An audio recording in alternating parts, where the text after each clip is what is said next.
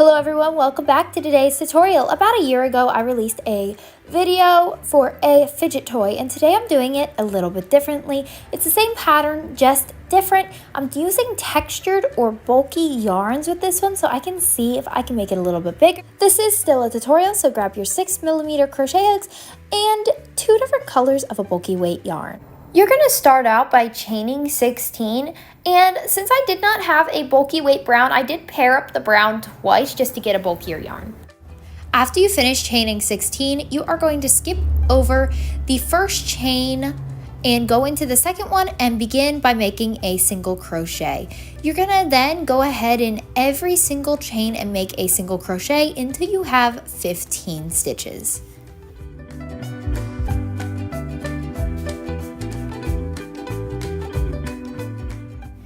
After you finish your first row, you're going to chain 1. And you're going to chain 1 before starting each row of this project. This first piece is made up of 5 rows, so your next 4 rows are going to be all the same. You're going to put 1 single crochet in the back loop of each stitch, and I will explain how to find your back loop. So if you look at the top of your project, you see V's. You are going to simply work into the back part of your V. Now, if you're still having trouble finding your back loop, I will be sure to leave a good tutorial for you guys linked down in the description box, so go check that out. And like I said, you're going to repeat this same pattern for 4 more rows, so you will have a total of 5 rows by the end, and you're just going to work 1 single crochet in the back loop of each stitch, making sure to chain 1 after each row.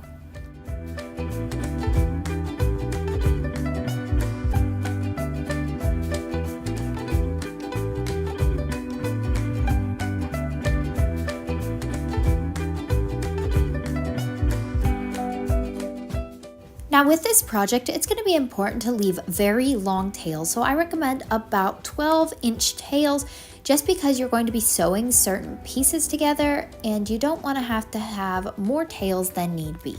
So I'm going to make 2 more of these pieces exactly the same, starting out with a chain of 16, working into the second chain from the hook and making 15 single crochets. Now I am working with a worsted weight and the textured yarn is a bulky weight, so I'm just doubling up my worsted weight yarn so I can make it a bulky weight, and you can do the same thing. And like I said, your next 4 rows are just going to be 1 single crochet worked into the back loop of each stitch. So that gives you a total of 5 rows, and that is going to be repeated for your third piece as well. And then after that, I will teach you how to construct your fidget toy.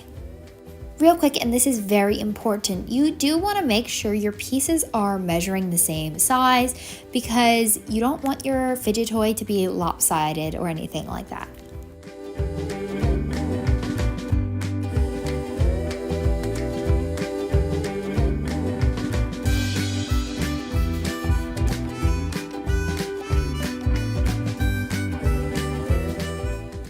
Now it is time to construct your fidget toy. And what you're going to need is you're going to need 1 of your pieces to be flat, so you're not sewing it together in any way, and then 2 of them to be sewn together. And I just showed you the difference here, and now I'm going to teach you how I make it a circular. So I just fold it in half and take my long tail and slip stitch it together. And that's just the way I do it, but you can also take a yarn needle and just sew it together, but this is just the easiest way for me to do it, and I find it holds up better to kids playing with it and things like that. So 2 of your pieces need to be done like this, and then the last one needs to be kept flat, and I left my textured one flat because I feel like I want the textured piece to stand out more than the other 2 pieces, but it's completely up to you. Now that that's over, you're going to take your 2 pieces that you did sew together into a cylinder. You're going to take those 2 and you're going to put the 1 circular piece on top of the other. And I'm just going to show you guys how to do this because explaining it would make it so confusing.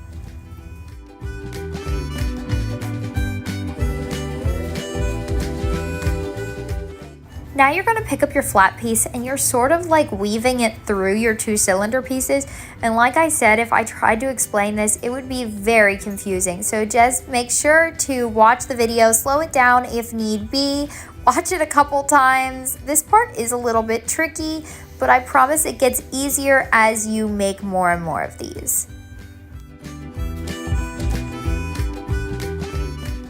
Now you're going to take the 2 ends of the piece that you did not sew together yet, and you're just going to slip stitch them together like you did with the other pieces. Then after you slip stitch them together, you're going to weave in all your tails and make sure everything is holding up nicely. And then you're going to just pull your pieces so that they cover like the entire project. If that makes sense, you're just going to stretch them out a little bit, make sure the project looks full. And then you're all done. Like always, I hope you enjoyed this tutorial. I will leave the other video linked down below if you want to check that out. It was a little bit older, so it was harder to follow along with, but please be sure to like, comment, and subscribe, and I will see you next time.